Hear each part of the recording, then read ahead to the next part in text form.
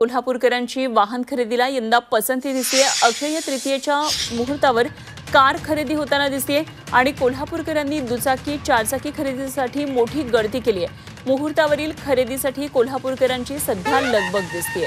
अक्षय तृतीय आहे आज आणि या मुहूर्तावर कोल्हापूरकरांनी चारचाकी आणि दुचाकी वाहन खरेदीला पसंती दिली आहे। परंपरागत पद्धतीने या ठिकाणी त्यांच्या वाहनं सुपूर्द केली जात आहेत। कोल्हापूरकरांनी वाहन खरेदीसाठी मोठी गर्दी केल्याचं चित्र आज पाहायला मिळतंय आणि खरं तर निमित्त कुठलेही असू दे, महागड्या वस्तू खरेदी करण्याचा छंद कोल्हापूरकरांना गेल्या अनेक वर्षांपासून आहे आणि हीच दृश्य आज कोल्हापूरच्या बाजारपेठांमध्ये वेगवेगळ्या मोठमोठ्या दुकानांमध्ये दिसून येतात। तर याच निमित्तानं आढावा घेतलाय आमचे प्रतिनिधी प्रताप नाईक।